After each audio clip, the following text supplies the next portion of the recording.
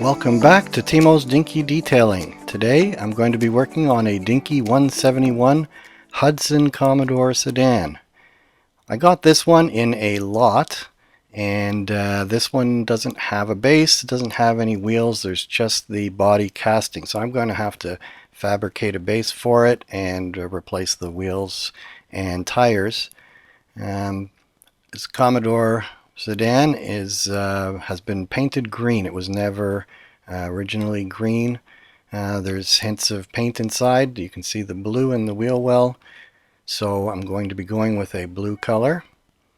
And it's going to be a fair bit of work because of the base and wheels. But other than that, it's a straightforward casting.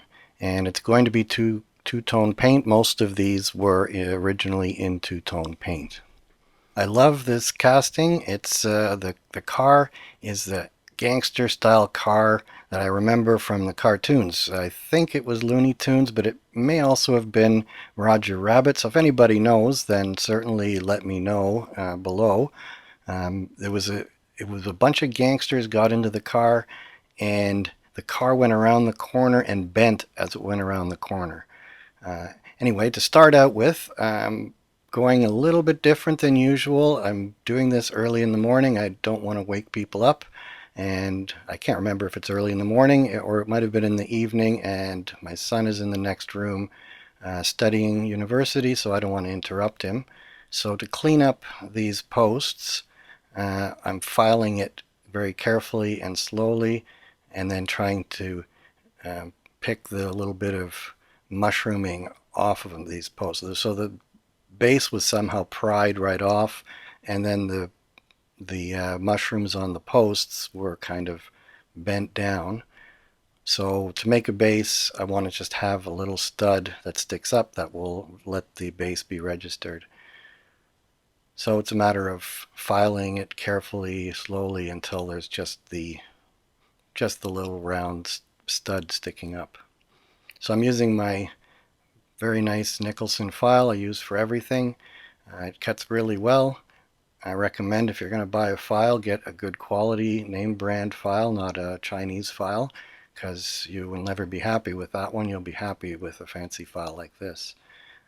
This file, people, if you've watched my videos, know about it. The one edge has been ground smooth. That way when I'm doing stuff like this, the edge that's on the part of the post I don't want to cut is untouched. I put a little tape there to protect the rest of the bodywork while I'm filing. So there you can see I got it down to just the post sticking up.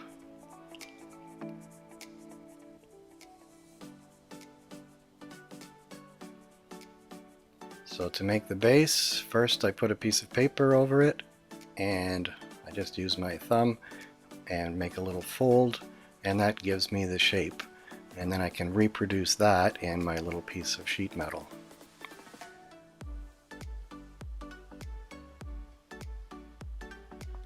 I also push with my thumb to get the position of the posts. So there you can see the shape. So I cut it out with a pair of scissors. Fits in there nice. It's easier to cut the paper, so I have a template now. Now this is stuff for putting on your windows. I got when I was fixing up some windows in the house, and this is left over. And I thought it was aluminum, and then my son pointed out, no, it's not aluminum, it's actually thin steel. So it's a little bit harder to cut, but it's also a little bit more firm. But it's very lightweight, that's why I thought it was aluminum. It didn't even occur to me that aluminum that thin would be much softer. So this is actually a really good material for me to use because I can cut it fairly easily and file it down easily.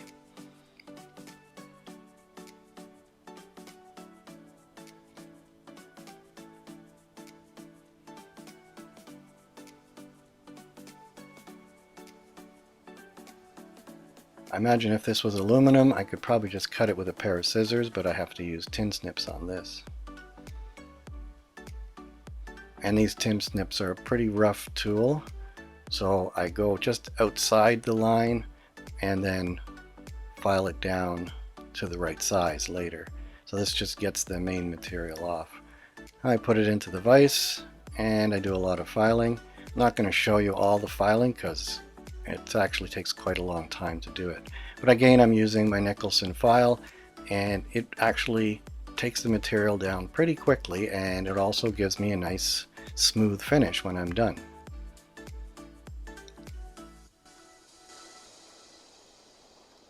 So you can see I'm putting it into my vise, which has smooth jaws that I've put on there myself. Here I go with a riffler.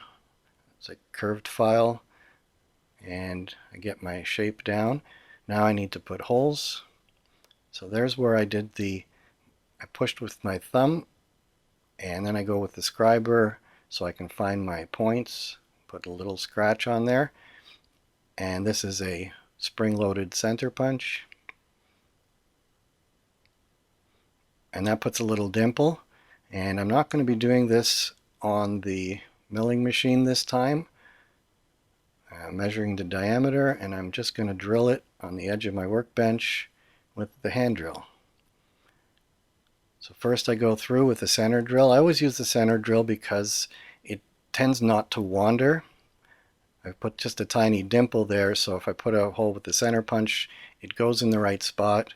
It's a very short drill, so it's easy to control. And then I go with my sizing drill. And I wind up with some holes in the edge of my workbench.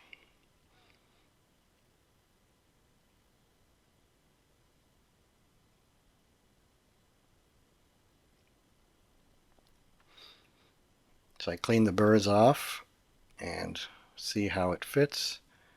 And first try, absolutely perfect. So I did a good job. There I'm looking for the rear axle location because I'm going to have to drill holes and fold up the little flaps. And then after doing that on my phone with a picture of the base of the same model, I suddenly realized that there's another way to do this. There's a mark on the inside of the casting where the axle was. So that's perfectly located for where it needs to be. So now I go back and do it again, measure from the back, and I'm off by a millimeter or so. So that's okay. So I take my wheel from another car. So I measure so I know that my depth will be enough so that the wheel can turn. And then it gives me the location where I can drill my holes where the axle will go through. So this axle, because it stays inside the body when it's assembled. There's no mushrooms, it's just a straight axle with a plain end on each end, which really makes it easier for putting axles together.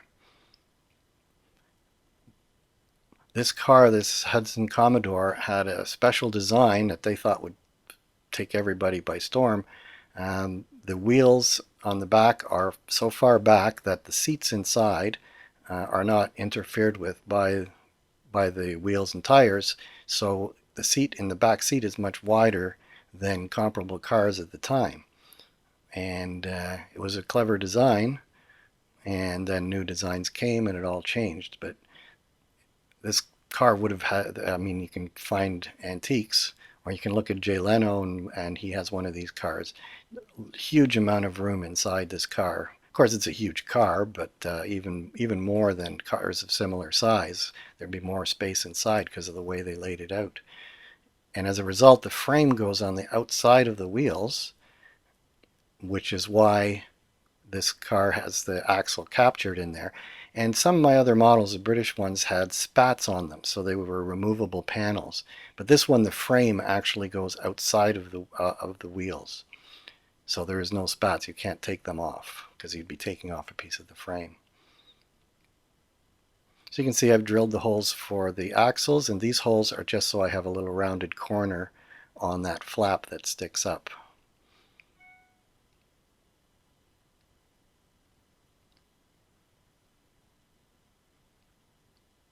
So I trimmed those with the tin snips. Now I got to straighten out the sheet metal and then bend up those flaps. So Going to do that with these parallel pliers. The teeth have been ground off, and I use this for all the little small sheet metal work. So I come to the edge where the hole is and bend it up, and now the hole is up above the base. So I'm basically reproducing what the original base looked like and the way it works.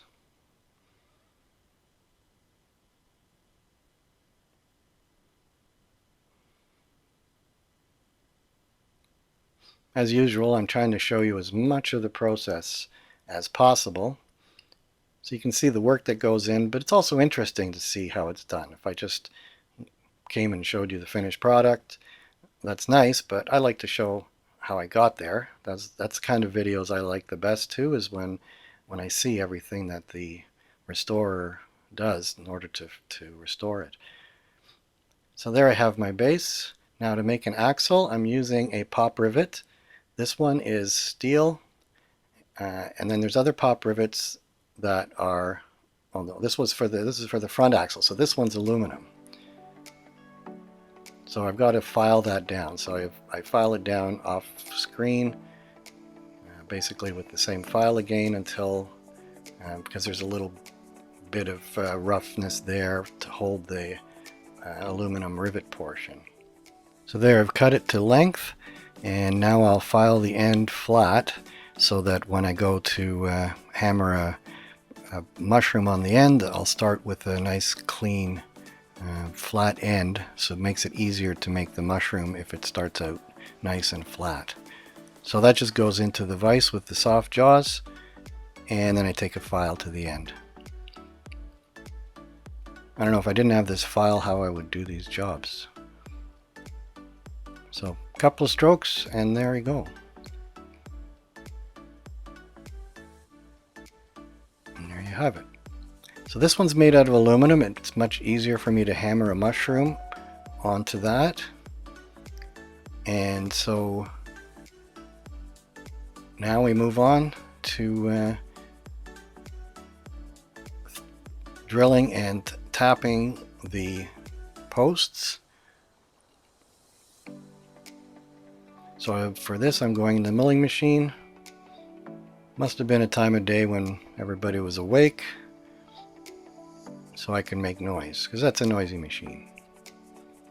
And as usual, I go in first with the center drill, and then I go in with the with my tap drill, and I'm using a little bit of Cool Tool, which is basically an oil product, and that keeps the drill from getting loaded, because the material for these castings is very chewy, and they tend to load up on the end of the drill bit, and they will break the end of the drill bit off. So I'm very careful to make sure that I keep the drill lubricated when I'm drilling those things. So there, that's done. Now to the workbench, and I tap these just using the tap handle and my Osborne Blue Wizard tap. The funny thing is, in a normal shop situation, you might break a tap every couple days if you're using them a lot. But I'm very careful, and my previous Blue Wizard tap I had for 30 years. And eventually broke, and maybe it broke because it had become a little bit too blunt. So here's another Blue Wizard that's had the point ground off, and that lets me get a deeper hole so that my screw will go all the way in. So there's my 440 hex button head cap screws. These are stainless steel ones that I bought from China for very cheap. So most of these models are put together using these screws. So I put the screws in place to protect the threaded hole. When I'm doing stuff like this, stripping the paint and then painting, the hole is protected. So there I put boiling water and some caustic soda, a little bit more, and you can see that green paint has come off.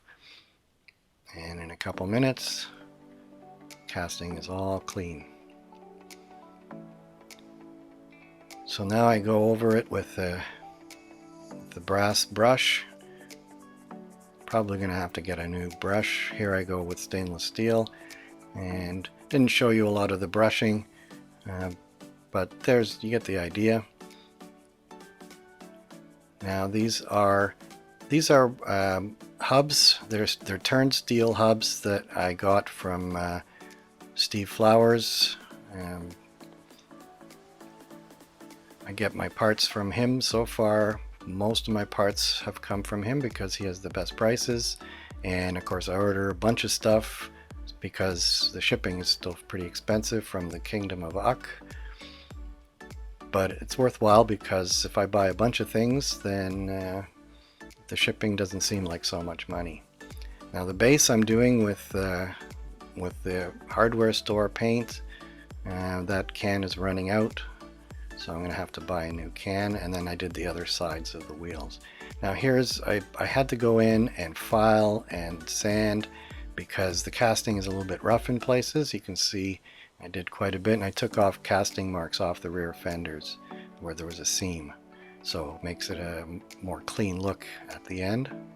That wouldn't have been done by Dinky. They just left the seams there. So this is my Tamiya fine surface primer. Highly recommend this stuff. It goes on beautifully and shows all the detail. My finish coat, this is the Duplicolor. It's what we get in Canada for when you do a car repair. Then you spray this stuff on. It's a very good quality enamel paint, and it dries very hard, so you can tape it up and it doesn't peel off like the hobby paints sometimes do. Now for the second color, the model I've chosen has two-tone light blue and white. So while the enamel paint is drying, I'm mixing up the paint that I'm going to use to spray. And as usual, I'm using Mr. Color Leveling Thinner. This thinner is designed so that it dries slower. So that way when you spray it on, it dries slowly so that it gradually smooths out and gives you a more shiny surface to the paint. So I've had very good luck with that, so that's what I always use now for the airbrush. Now taping, I'm using the Tamiya. This is like plastic tape. This is the flexible tape, and it's really good for doing models like this. There's long lines, but they have curves, and you just kind of stretch it and move it into position. It's kind of like white electrical tape. And then the rest of it I tape up with ordinary masking tape. Now in this case, I've left the bottom open because I'm going to spray inside blue as well. When Dinky made these toys, they sprayed the whole thing in the color first, and then they would put the white, so the inside is would be blue. So I want to paint white first and put my blue on top, so instead I'm just going to spray the blue inside when I'm painting the outside. I start out with a very light coat because what I want to do is get the edges of the tape so that it's not very runny paint, it's very dry paint if I just put the light coat. Then once that's dried, then I go like this and I put my shiny coat on. And by the time I'm putting the shiny coat, which might run and leak underneath the tape, that part has already been dried and it's not going to get under, and so far it's worked out well for me. And you can see I've painted the inside as well.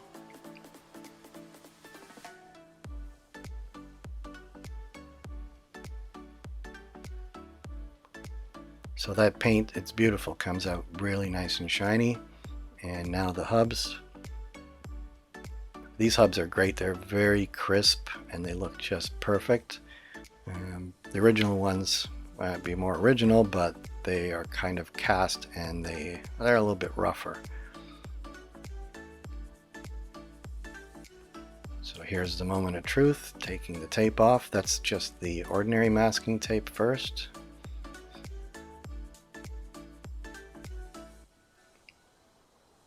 So the line isn't perfect. It looks pretty good actually, but it's not perfect. But that's not the actual tape line because the white tape is there. You can't really see it very well, but it's there.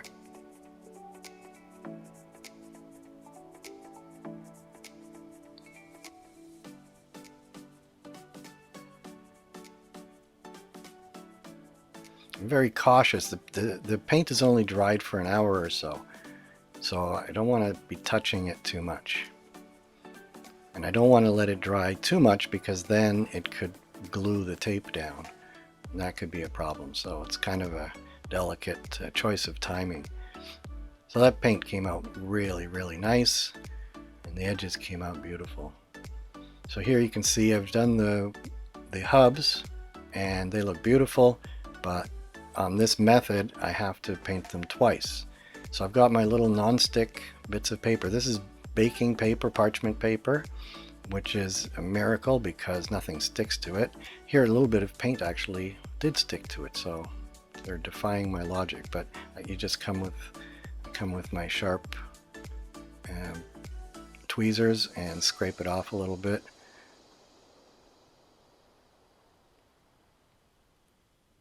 It's really just sitting on the surface. It's not glued down to the baking paper. And then I flip these over and put them back on. This way the paint, which is maybe half a day or a day old, won't stick, and so it'll preserve the finish on it. And I paint the other side.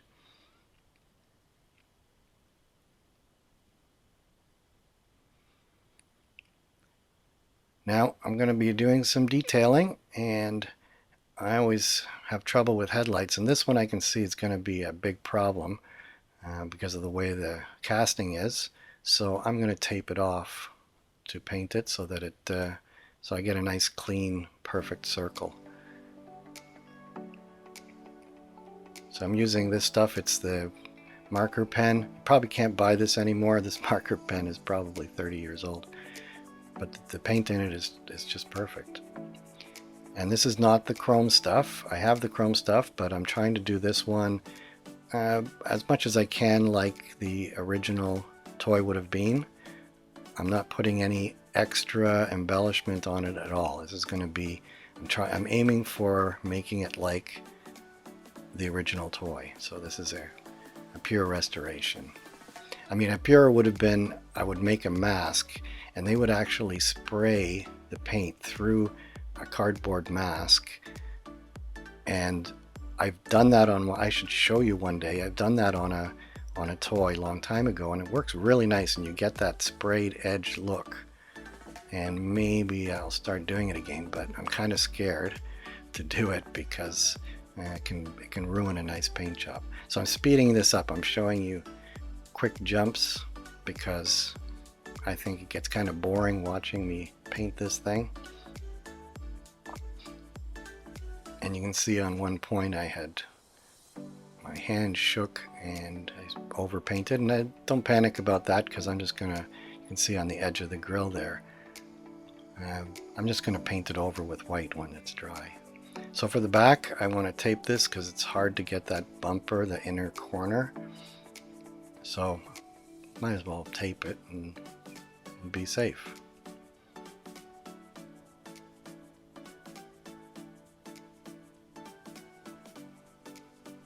Again, I'll show you quickly. Boom. The other corner. Boom. Now the only other detailing that this toy had, and it wasn't in all the models, but I was looking it up, and in later models they painted the tail lights. So there's tail lights in the casting, so at least I can do this and still say that it's somewhat authentic. I can't paint that nice chrome decoration on the trunk lid. And see, now I'm going where the blue oversprayed in those little corners, and I just cover it up with a little bit of white paint. And here's where the grill, where my hand shook, and so I paint that over as well. So now I don't have tires for this, and so I'm going with my O-rings, I ordered from China. They're exact size of the original tires, so they look perfect. And I really like them. They go on very easily, and they're exactly the same size. A little bit narrower, but nobody notices the narrowness, but just very marginally narrower. So now I've got my vice grips that I've modified with a groove on the one jaw, and the other jaw has been ground smooth. So for making my mushroom on the end, I'm clamping this firmly because I keep bending these things. And this is aluminum, so what I'm doing is I'm just putting it on top, and I'm relying on the vice grips to hold this.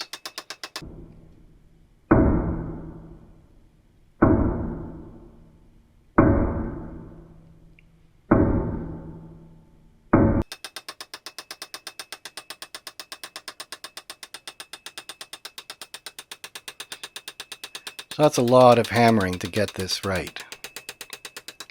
And then at the end, it looks a little bit too much like it's been hammered, so I want to make it nicer. So I've got this tool that I made, piece of steel with a little indentation. Put the drill into hammer mode.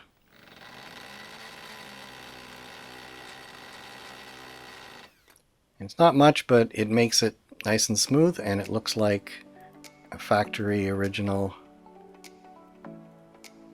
axle with a very nice looking mushroom. I put those non-stick papers in between because the paint is only a couple days old, so just in case it wants to stick to the other hub, this way it doesn't. And my wheels are ready and my base is ready. So I take those screws, and they've been now painted blue along with the inside and the color on the outside. So I think those look more attractive like that, and then put in the base. You can see the wheels or the body completely covers that rear axle.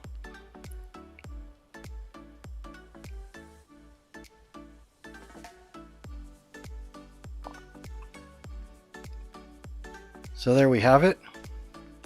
It's done. So let's remind you of what we started out with.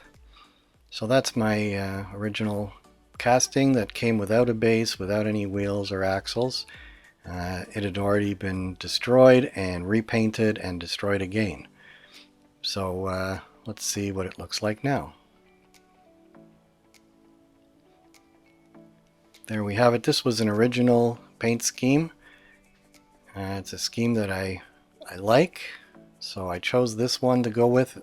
There was blue on the model, but I have a feeling it was blue and light brown, so it was a different one. So I guess you could argue that I'm not a purist. I've gone with the design I like better, but it is an original design that this toy would have come in. So I hope you enjoyed this episode of Timo's Dinky Detailing. If you did, remember to like and share and subscribe to my channel so you don't miss any of the upcoming videos that I'm working on now. That's how you encourage me to make more videos like this one. So until next time, be seeing you.